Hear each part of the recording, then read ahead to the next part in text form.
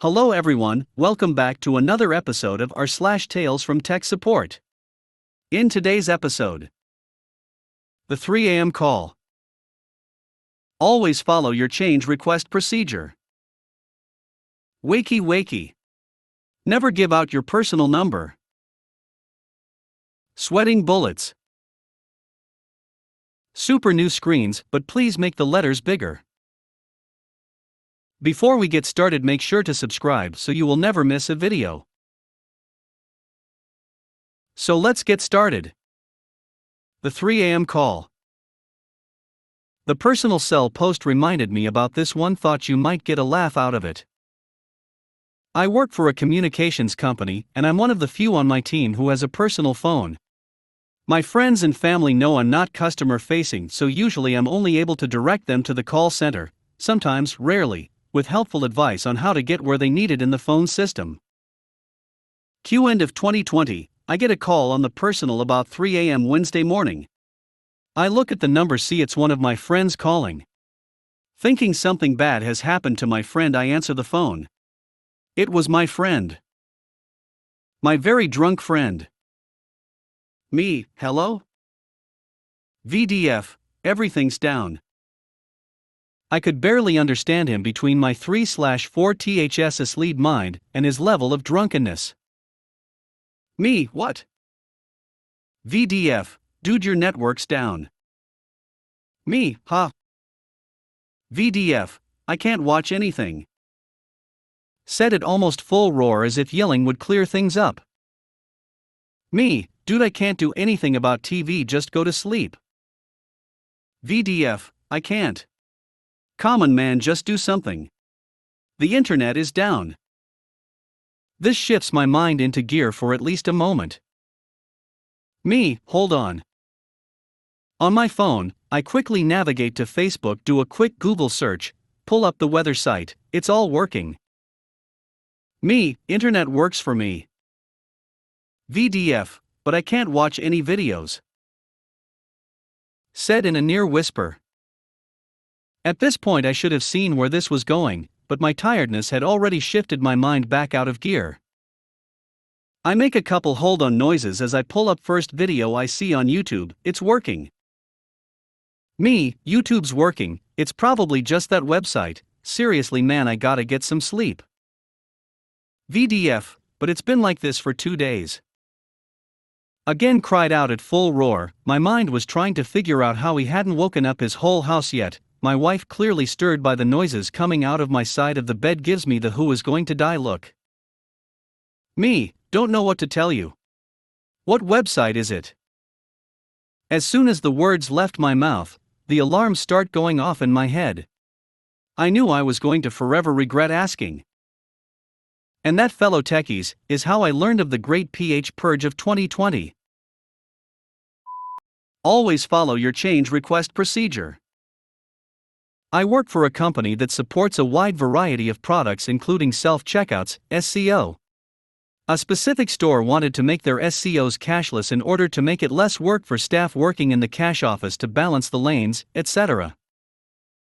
Normally in situations like that, we would expect the customer's help desk to follow their own established process for change request. It wasn't. The help desk skipped that step and sent a ticket to field service to make the change.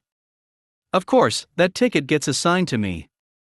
Rather than outright canceling the request and telling help desk to follow the proper procedure, I called the store manager directly. I explained to him that any changes to the function of SCOs, including making it cashless, would require change requests to be submitted and approved by their IT department before we can implement the change. He acknowledged that explanation, and I closed the ticket, and that was the end of it, so I thought. A few months later, a different technician inquired with me about an issue that was difficult for him. A store reported numerous issues with their SCOs not dispensing money correctly. The junior technician had been working on the issue for over a week and was unable to resolve it. I looked into it and noticed that it was the same store that had initially requested to convert all of their SCOs cashless. I did some digging around and got a hold of a manager in charge of change management for that company. He said that they did receive a request from that store and it was denied. Okay, let's go to the store and find out exactly what's happening. I spoke to the head cashier. He said that there was an incident where a specific SCO dispensed an extra $5 to the customer. During the investigation, they discovered that all SCOs were short on cash, and there was no apparent explanation for it. I started troubleshooting on the SCO in question that dispensed too much cash and couldn't find anything wrong with it. Performed the same set of troubleshooting on other SCOs, also turned up nothing. Throughout the troubleshooting, I spoke to various staff members and they all mentioned the same issue where a customer got an extra $5. Weird.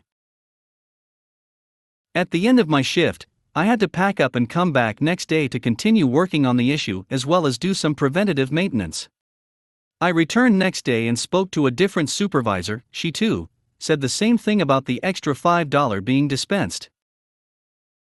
Then it clicked. Everyone's story is exactly the same. They got the SCO correct, how much the customer purchased, how much the customer paid, and how much the customer got back in change. Normally when troubleshooting issues like this, I would get a few variation of the story, but in this case, the details was exactly the same. Almost like it was rehearsed. So I finished my troubleshooting and ultimately found nothing wrong. I went to the store manager to present my findings. He wasn't happy and stated that if their self-checkouts are losing money, and we're not able to find the source of the loss, he wants me to make it cashless. I, again, reminded him that as per contract with his employer, we cannot make major changes without their prior approval. Store manager, well, I spoke to Brock N and he said you could. It just occurred to me that he doesn't realize that the person he spoke to months ago is me. Brock N, well, no, that's not correct. SM, yes it is. Quit lying and make it happen. B, sir, allow me to explain. What I said was, we can make it happen, as long as we have your company's approval. I already spoke to them before coming here, and they already told me that they denied your request. SM, wait, you're Brock. B, yes. SM, and you won't do it? B, not without approval. At this point, the manager gave up. I closed the call as no fault found and made it billable at close to $250 per hour. With my 4 hours plus close to a week of work performed by other tech, the store didn't try pulling this stunt again. I returned to the store sometime later for an unrelated issue, found that the store used black duct tape to cover up cash entry. Looks ghetto. Wakey wakey. Never give out your personal number. This story about early morning calls made me remember something that happened to me almost 15 years ago. At that time I had become our team's expert on a specific product. If First Contact couldn't figure it out, it got routed to me. By chance there was a fairly large client that had constant problems with this product. At one point I was on the phone with them multiple times per day for weeks. I would come in and the first thing I would do is call them in response to an email or voicemail from them. That's how I started my day for a while. I dealt almost exclusively with two people, both of whom lived and worked on the East Coast, where their company was based. I lived and worked on the West Coast, although my company had general support staff on both coasts. But since I was the designated expert for this one product and was constantly on the phone with them about it, I became their contact by default. I quickly found that their issues were almost entirely self-inflicted errors due to both men not understanding basic principles. So they kept making the same mistakes, trying to correct them, then making more mistakes. Both guys were well-meaning, however, and sincerely trying to do better. I eventually nicknamed the two guys Tommy John, a play on their first names. They found it amusing since they were both big baseball fans. I would kid one of them about his giant mustache, which he did not have, making him a spitting image of the real Tommy John, who also did not have a giant mustache. In other news, my lack of an eye patch makes me a spitting image for Brad Pitt. One day I was in the middle of a fire drill with both halves of Tommy John. It was some kind of emergency where they had a meeting with auditors in a couple hours. Both of them were panicking about not getting this done, facing some sort of penalty, their boss would explode, etc. Then we had a power outage. The generator did not immediately come online, so briefly we lost phones and our network connections. At that point I knew Tommy's number by heart, so I called him back on my personal cell, breaking a rule of mine and a rule of my company, but he was a nice guy and he did need help. I talked them through what to do. I confirmed that I had called him on my personal cell and asked him not to call that number. Please go through the regular number to reach me. Both halves of Tommy John swore they would not call my personal cell. The next month they called my personal cell. They hadn't been able to reach me yet that day and needed help with another emergency. It was close to their end of day, early afternoon my time, and they needed to fix something before they submitted the result. I said I understood this was a one-time exception and helped them out. They swore they would never call that number again. 2 months later they called again. This was another emergency, and they again promised to never call again. And this time they never did. They had gradually improved and were now almost competent. Thereafter I moved on to other things. 2 years later I got a phone call about 6:30 a.m. waking me up. It was from someone who had taken over for both halves of Tommy John. He was having an issue with product I used to support and asked me to help. I explained that I used to support that product but didn't anymore and suggested that he call the help desk. He said that he had and was promised a call back. It had been almost an hour and he had not gotten a call back. He found my personal cell number in the contact sheet for my company with a note next to it that it was to be used only for emergencies. Well, he had one. I offered some vague general troubleshooting and asked that he wait a little longer for the resource that currently does support the product. Unfortunately for me, I still knew enough to recognize the likely problem, and my basic advice fixed his issue. From that point forward he began called me whenever he wanted help, always between 5 to 7 a.m. my time. After the first few mornings of this I put my cell phone on silent until I got to the office. Then I would pass on to the person who took over my role that he had called and please call him back. She would roll her eyes and said she'd get to it as soon as she could. He would sometimes call again if she didn't call back quick enough to his liking. Occasionally he'd catch me when I wasn't on the phone and I just answered out of habit. I would always get an earful. This experience taught me 3 things. First, never break the rule of giving out your personal contact information. Second, setting your cell phone to silent while you're asleep is fantastic. My parents also lived on the East Coast. As my mother got older, she started to occasionally call me early in the morning since she forgot about the time difference. Once she called at 5 a.m. because she needed to know my hat size. This solved that problem too. Third, East Coast bias is intractable. In my current position I attend 6 a.m. meetings a few days a week. But God help me if I book a meeting past 1 p.m. my time. Sweating bullets. So this is a short story about my first days as sysadmin for a SME. I got my job, many years ago, hired from the inside purely on the merit of taking some 3D animation/modeling classes in college. So let's just say I was diving headfirst into something I knew nothing of besides maybe swapping out a NIC on an old gateway computer when I was 13, and having a vague understanding of what an IP address was. In my first week I shadowed my coworker and tried to learn as much as I could, asking questions as I went.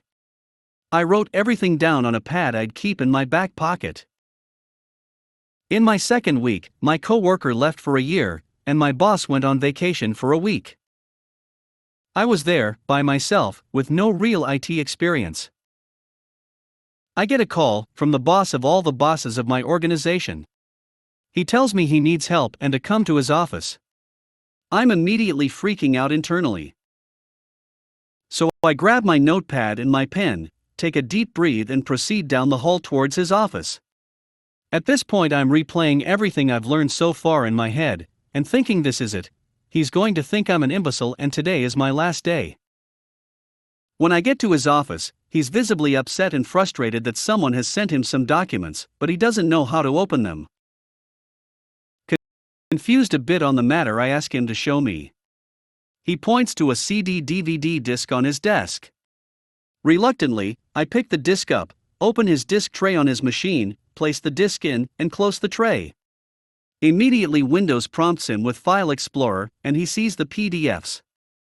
Joy washes over his face. "What did you do?" he asks. I reply by explaining that you can put CDs in the computer here, pointing to the disc tray, and that lets you see what's on them. I walked out of there feeling like I might just be cut out for this job. I've been working here 6 years now, and have learned a ton and even knocked out some industry certs, but have dozens and dozens of stories just like this that are perfect for this sub. So thanks for reading, and I'm grateful this sub exists. Super new screens, but please make the letters bigger. Scrolling through rslash monitors or just looking for 32 4K displays, I realize that today many people think that 27 is the up-to-date display size. That kind of amuses me a bit since I bought my first 27 in 2008 and really consider it standard by many years. But it also reminds me of this story. 2005 to 2010 I was freelancing next to my study for a newly founded, I was kinda involved in founding, actually, IT service company. Our main first customer was this student administration responsible for 8 or so university campuses with their canteens and the dormitories. For the German-speaking people here, a student in work. If you have ever worked with customers from public administration, you know they are a special kind of user. Example, we, the United Public Administration workforce, resist upgrading from Office 2003 to Office 2010 because we require a proper training first. Yeah, or you'll just figure it out. Anyway, we managed to sell them a whole lot of new flat screen displays, 100 or so plus installation service. Nice business for us. Back in the days, must be like 2008, those meant 24 WQHD Dell for them. Nice. But they were coming from 14, 15 or maybe even 17 displays. Most of them definitely from max 15. What resolution did they use then? 1024x768 probably. After installing all those displays in a weekend session, the week was starting with quite a number of complaints about the new displays. Were they not working? Oh yes, they were. But all the text is just too small. Admittedly, there were many older people working there. We tried to explain the zooming feature of browsers, Office etc., and many users adapted with it. But 3 users of one particular office were resisting acceptance. Regardless what we did, they could not be satisfied. So what did we end up doing? We paid them a visit, set their resolution to something like 1280x800, hit apply, hit accept, closed our eyes and started backing out of their office, not daring to look at what we have just done. Feedback: perfect, thank you. Ticket closed. Uff.